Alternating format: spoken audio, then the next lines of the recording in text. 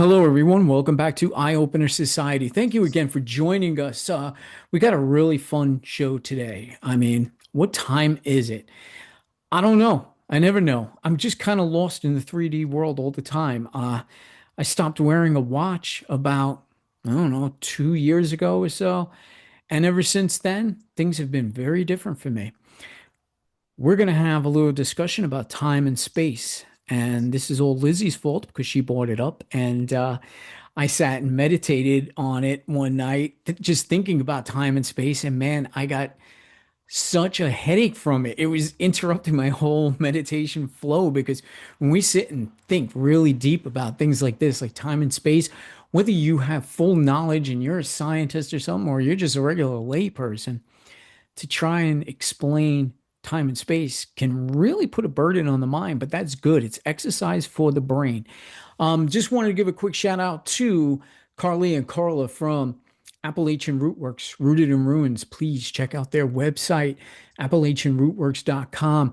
And don't forget, as of this airing, it's going to be less than a week when I'll be down there in Kentucky and I'll be doing my first in-person meditation class. Come out and join us, Cynthiana, Kentucky, or you can check them out online, AppalachianRootworks.com. So having said all this, and I don't even know where to begin. So since Lizzie brought it up, we're going to switch to Lizzie real quick. Lizzie, tell us about time and space. Okay, well, I have many a theories which honestly change pretty often, so don't hold me to any of these. But I have a theory that time. Okay, so a lot of people reference it in terms of a time pool. And what I like to do is I like to really visualize the way that people describe it because it shows you a lot. Um, and so I have a theory that the time pool and the quantum field are the same thing. Like the time pool is how we explain the sequence of time. And with the quantum field, everything exists always, all at once, everywhere, right? That's what quantum mechanics goes through. And then that's actually how the time field also is theorized to work. And I think everything that I go through, whether it's like identity, exploration, shadow work, chakras, all of these things always link me back to time. And it always looks like a giant blob that's just kind of moving. And what brought us up to talking about it was because people were talking about the plot hole in time travel and how you can't go back in time.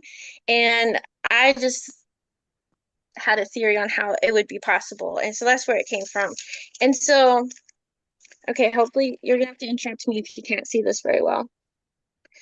So if time is linear and it moves like this, so what people were talking about on the internet is because there's a theory that like aliens came back and they're like trying to help us not destroy the world or whatever. And you can choose whatever you want to believe about that or not. That's just what brought it up. But so the idea is that if they went back in time to now before, the world ended at this point, then when they got here, this all would disappear, which means they never went back, which means they would then we would continue on the way we did. So it would be this time loop over and over and over again. But if everything is a quantum pool of time, then realistically, when they go back in time here, what this does is it creates two different timelines. This one continues on probably as if they like never went back in time, but then this one would also continue on as a joined timeline because now we would exist together in this timeline on the earth. And then all of those would like branch off in all the different directions for all the possibilities. And so that was where it started. And that's amazing because once I get back on here, I'm going to talk a little bit about UFOs too, because it's my source of reference. I love that sort of stuff. But before we do, one, I just noticed because I got a real high resolution camera. It looks like I'm wearing lipstick, but I was drinking IBC Black Cherry, so mind your business. The other exciting thing, we have halos. on the show with us too, and she's joining us for this conversation because I know she's going to lend something absolutely magical with it. But Halos has been recently ordained as a minister with Eye Opener Society, so let's welcome her with open arms. Halos, what's your take on time and space? So, time and space are human constructs that don't really exist, right? And that kind of blew my mind when I heard it a couple years ago because I knew that time didn't exist. I had experienced this time loop once, and it was like shown to me that time didn't really exist because it felt like minutes were happening or it felt like hours were happening in the span of minutes. And so sometimes, like altered states of consciousness, that's really what timelines are, altered states of consciousness. And so time can feel like it's moving really slow if you're in a lower density frequency, or time can feel like it's moving really fast at a higher density frequency. So I came to this conclusion that time didn't really exist and it was only relevant pertaining to our reality. And then space is another thing, though, that really blew my mind because I hadn't thought about it, but it's true because if we are all consciousness and we are truly one with everything, then there is no space between me and this other person because we are one. And so it's also another human construct. And with that being said, I am familiar with the time loop of saying that we can't go back in time, but I disagree in the fact that I think that there are past timelines that we can connect to. And I think that this is a very prevalent tool in healing our trauma, is rewriting our trauma, is through going back in time, tapping in with this moment and reframing the way that it happened or rewriting the way that it happened. And so, like, you can think about your past. People say you can't change the past, but I believe that you can because once you realize that time does not exist, then you are one with the present, future, past, all these different versions of yourself. And so when this memory is happening and you go back to that memory and you have the power to change it. So instead of this thing happening to you, you can show up as yourself in this moment, protect your younger child, and ward off whatever is there. And what that does is then that changes the memory to a resolved solution that then can integrate into your present moment. And so I believe that it is possible to rewrite your past. And no, it doesn't take away like the weight of that happening, but it does help you resolve that memory, which is ultimately what led to the trauma in the first place. And so I think that that's a very profound tool in healing is through going back in time and changing the outcome of events. Wow. Yeah. Okay. I think we can end the show on that. That was amazing. Thank you. Wow. I knew we had you on this episode for a reason. That was really good. Yeah, I was going to add to the conversation a little bit too. I know I've spoken about this before, probably on past episodes too, where it was explained to me that we always envision a timeline starting from the year zero all the way up to the present and then moving on to the future. But if we remove the line itself, everything collapses in on itself. You were already born, you're already dead, you're already in the middle of everything, you've done everything you've done before. It's all kind of happening all at once. And we are also on different time, like there's tons of variables and tons of different outcomes that are happening to us. So for every decision we make, there's probably a million outcomes, but they're all on different planes, different levels. That can open up a whole series of thoughts. And I thought about it too. And I said, this is why I say we probably, I don't want to be morbid, but there's times maybe you're driving in a car and you just miss someone, just miss hitting another car. On a timeline, a different timeline, you may have hit that car. And then there's different probabilities of whether you survived the accident, did not survive the accident, and so on and so forth. It's just what you are envisioning in the moment is what is your reality. Tough concepts. And this is why I said sometimes you get a headache trying to put it all together because it's a very difficult subject to get all of it, under one sentence, one paragraph. You really can't. Time is a man-made construct. So if we just remove time altogether, what do we have? I tried to think about that myself. We're just one individual now in one place. Everything is taking place around us. At least that's what was shown to me. And that's if we take away the actual man-made construct. So it's basically saying what we're saying. We're taking away the timeline. Everything's just going on around us. Kind of like a projection. Everything happens. Everything that can happen, everything that did happen is just going on and on. And depending where you're standing at the moment is what you are viewing. Now, there's the subject of aliens. Love aliens, man. I got to get aboard one of their craft, I swear, because I've been hearing all of these stories, and they too have, I'm pretty sure they have the full concept of time. They could bend time, shape time, move through time in different ways. From what it was explained to me, unlike us, where we see time linear in front of us, time to them is kind of like, instead of horizontal, it's kind of vertical, but it's going out to the side to them. So, another interesting thing that I heard from a retired Air Force person, his claim was that he was assigned to these divisions that would go out when these crafts would crash. They would assess the scenes before the uh, crafts were taken and all that. Believe what you want on it. I believe this all 100%. A lot of it's coming out right now anyway. I mean, if you feel that there are not aliens and we're not involved in it, I mean, you really need to rethink that. But the government has a lot of stuff and a lot of knowledge. So when I was hearing this gentleman talk, and he explained this, he says a lot of times he would go out, there'll be a craft. Craft would be about 35 foot. Okay. And then in the center, there would be like the housing area, at least where aliens would be in or where they would operate the craft from. And he says it looked like it might be only 12 foot in height.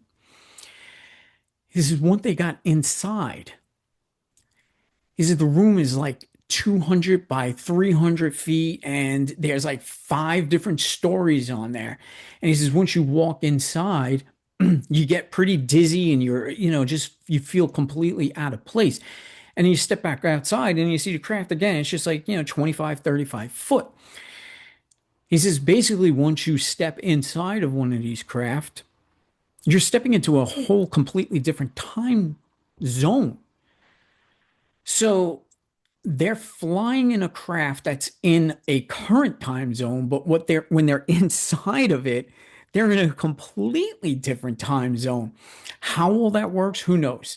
So that is amazing to me, and I think Lizzie is an alien, and she knows exactly what's going on. So I Well, talked to Buddy. I just have some theories is all. So I was watching something the other day that was talking about what they theorized would happen if you took like a black hole and a black hole and you like interlaced them together, like perpendicular to each other, and then that would essentially create infinite space because each one would reflect and so in theory that would be the way that they do that. And I do get that time and space is just a human construct, but it helps us very much to articulate what is happening in our experience because everything that we see is really just our interpretation of where we're at in like the quantum field. And so with the big spaceship, it's like that. And then when people talk about like time traveling, really all it would be is where you just move in the quantum field. And if technically you're everything everywhere all the time, theoretically that shouldn't be that hard. I'm sure the aliens have figured that one out. I haven't, but one day maybe. No, I'm just kidding. Then there was one more thing I wanted to say that you had. Um, The oh size of the crap. craft, the inside, the spacing, and you feeling out of place, and that. Oh, Oh, about time being horizontal. Mhm. So I've seen that theory, and it's talking about, I think, 5D time where it moves into like choice, because ours is like linear. And then 5D is where you've got all the linear, like lined up horizontal. So it kind of goes like both ways. But I have a theory that time, that would be two dimensions, right? And I think time is infinitely dimensional, like new pockets of time just like pop up all the time within or around or whatever there'd be like connect, and think that's why it's a pool that like moves, is because it's not really like a anything. I just we can articulate it partially kind of through understanding it through linear articulations, I guess. Yeah, I'll retell this story. I know I done it on another podcast with Ann Lund when we were talking about this because Ann Lund experienced time jumps. And it was funny when I did that show that night, I had, well, not myself, but my wife had a time jump. We were in bed together. I mean, like in bed together and, right up next to each other. And I got up, I got up to use the bathroom. I come back in and my wife jumped and she starts crying and freaking out. And I was like, what happened? What's wrong? She goes, you were just laying next to me. And I said, well, yeah, but I mean, I got up. You didn't feel me, see me get. She swore that at no time did I ever leave the bed. So in her timeline, I was in that bed. In my timeline, I got up and those timelines sort of gotten crossed. So it's kind of a freaky thing when you think about it, but I think this happens more often than not. I think it happens a lot and we just discredit it a lot. What one time, me and my husband got in an argument in the Dollar Tree parking lot because I had lost my wallet. I just surprise, surprise, and I knew that I had left it at the other place. And he said, "No, I seen it at the Dollar Tree." And I said, "No, I didn't even have it at the Dollar Tree." And I was so certain, like everything in my life, like of that day, like I did not have it there. But as we walked into the Dollar Tree, it was like the moment I walked into that door, it was like I could remember the wallet at the Dollar Tree now, and that's where it was at. And like I couldn't even remember all the things that I was like so certain. It's like I walked into his timeline or something, and like little things like that will happen all the time. But in previous years, I would have just discredited it was like, oh well, obviously I remembered incorrectly. It's here, and just completely brushed it off. But the more you play with the theories of time, the more you notice the things that like just don't really line up the way that they're supposed to. Hmm. Yeah, I think that time in itself, if time were to be linear, which I don't believe it is, but I think that if it were to be, then there's all these other timelines that are also linear and they're kind of stacked on top of each other. And this kind of plays into the multiverse, right? Each thought creates a different reality, which then intertwines with ours. And so when you also look at each person as their own planet in a sense, we all have like a different way of perceiving reality, a different way of perceiving time. And so with that, there are these different timelines that we can tap into. And it's also the same thing as like other people can pull us into other timelines. And so it gets pretty complex. Yeah. Super fun to talk about though, and like theorize. Like I hope we figure it out one time. I think quantum physics does so much, but everything is in Mhm. theory and they constantly like Mhm. argue back and forth. But I mean, I argue with myself about my theories of time back and forth. So, I guess it just be like that sometimes. I really liked what you said though earlier. I didn't get a chance to comment it on it about going back to heal your inner child. I think that's so important. And I think it really does do that. Like it really can change things. And I think if you let it, and I might sound a little crazy for this, but I think you can actually fundamentally change your history. Like Mhm. you could like if you could let go of your attachment to the time particles, quote quote, about where you got that, say, physical wound, I think you legitimately that scar can disappear. Yeah. But I Yeah. think it takes you actually believing it. But your thing about going back and healing your inner child, I think it's kind of like how I said, where it goes down, it kind of creates a new timeline. Like the other ones, quote timeline, they still exist, but like now you exist in a place where like your inner child and you are both healed. And so now you both experience like a brand new future, like separate from where it was before. That's kind of like how I visualize it. No, I love that. I think that's very accurate. I do also find it really interesting because there's been times when I've done like inner child work and I will be holding myself when I was like 14, really depressed. Like I can like viscerally be there with that version of myself. And I think back to that moment. I remember being 14, like on my bed, like depressed and feeling like this comfort, like this hug around me. And I believe that is me like time traveling back to that moment, being what I needed for myself in that moment. I fully believe that. I fully believe that. And I think a lot of the times when we're lost in life and you suddenly get like that, like, oh, this is what I'm supposed to do, or you get this vision of what something's gonna like if it like you do this, it's gonna turn out this way. I think it's the other versions of ourselves in time that we're kind of like peeking into and sharing. And I did experience this same. I think if you start going back in time to see your inner child, then your future self is coming back to see you now. And so if you Mm. open your awareness both ways, it becomes this really beautiful like co-collaboration through all of time. And you just get to experience this one little moment, but you're all like teaming up together. I love that. So true. I think that's so accurate. Yeah.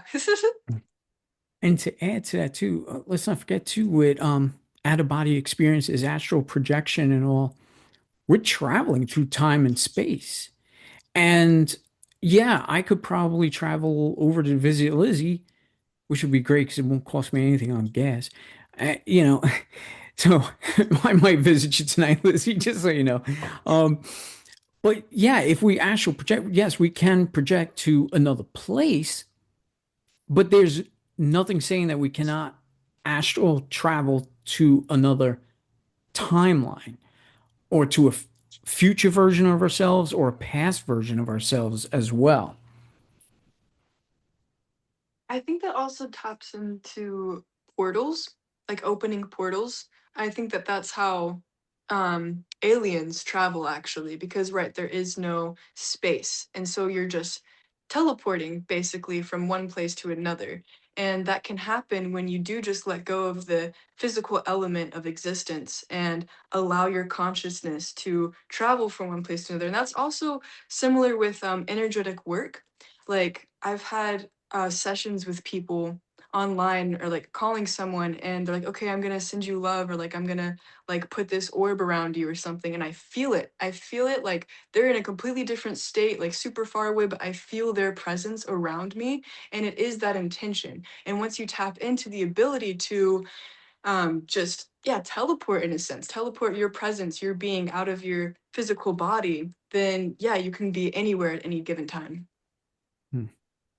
I think it's a great way to give messages to people. Sometimes I do that when I'm like not getting along with someone or something, like a coworker, like you have to see them, right? But you got to do something. So something that I do is I'll meditate and I'll picture this like really beautiful ball of love, and I just imagine it being offered up, and it just exists there whenever, if ever they want it.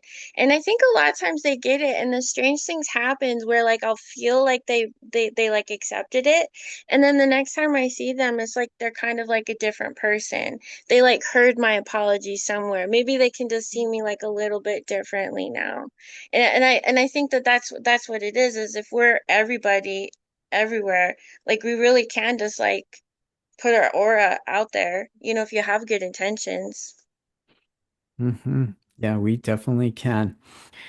And on one last note, the other thing, when I was meditating on this whole time space, I was trying to vision too the possibility just of space itself. And this too falls into portals because it's pretty much what a portal is. You just walk through it and there's basically no space. Because if I'm sitting here thinking, okay, the moon is right across the street, and because what we're doing then visualizing there's no space basically in between any of the planets or anything. Everything is just right here. That's sort of opening up that portal too, because we believe that there is no space between me and the moon. I could just step right onto the moon. I think that's how we're opening up a portal as well. We're opening up our own portals, but I believe there are permanent portals throughout the galaxy, throughout the planet, and all that. And I think I've seen many of them. There's many document cases of them as well. Um, but I think we're opening up our own portals, which is okay. But I also think it's a little bit dangerous because we have to close those portals too. A lot of people forget that. It's much like doing a Ouija board or something. We have to close everything. We can't leave it all open. So when we're thinking that we're creating those portals, we have to remember to close them because then anybody else or anything else can walk in through those portals. Yeah, exactly. Which, if any listener is new to this and is like suddenly like, oh my God, how do I close a portal? You can just be like, please close all unnecessary portals, thank you. And your body will just like know what to do because that's what it's like made for. Mhm. Well, I genuinely enjoy this conversation. This is one of those conversations. I mean, we could probably sit around, for like the next 20 hours and come up with many further theories and all that. But I want to keep our listening audience tuned into something smaller. Halos, any other thoughts or perceptions or anything? Because I got to sit and listen to some of your stuff. You're amazing to listen to. Oh, thank you. Yeah, I mean, it's kind of like you said, this is something I could talk about for 20 hours. I mean, I have all these different thoughts. But even like today, like, yeah, like I really like how you said the moon is across the street. And like when you set that intention, like you can like go and walk on the moon. And I love the night sky. Like I just feel so connected to the stars. And even like today in meditation, just like kind of astral projecting, which it wasn't like a full astral projection because I was like kind of low on time. I was like, I can't really, fully astral project right now, but I'm just gonna go a little bit up. And I just felt like so connected to the stars and like really just immersing myself in that just like higher atmospheres of like above the earth and just like kind of seeing everything as it existed, but also being connected to everything. And I think that that also just further plays into the illusion of space and how everything really does just exist within. And I find that to be so interesting and very healing to connect with. Yeah, Yeah. that's how I explore truth. It's like, I guess Mm. I don't know. I have a hard time calling it astral travel because I'm not fully like leaving my body, but it's like I'm astral traveling within myself, but it feels out of myself, you know? Mhm. Is that what you're talking about? It's kind of like the Yeah, almost astral travel. yeah, this situation in particular, yeah. Yeah, I meant this one in particular. Yeah. Okay, that's cool to know. I was curious. Yeah. Yeah, we should all take those moments too to sit and when we meditate.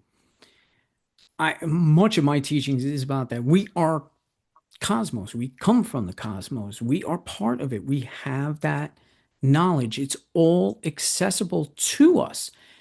We just need to open it up and we need to, dive into it. And all we got to do is connect ourselves right back to that source, right back to the universe, and it'll all come back to us.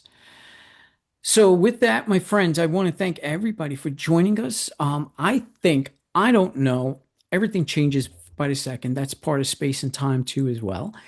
But Lizzie and I, we're going to jump one episode because we're going to be going into the next season. However, we still want to put something up on Monday, and if possible, it's going to be Elaine's Arcane Oracle.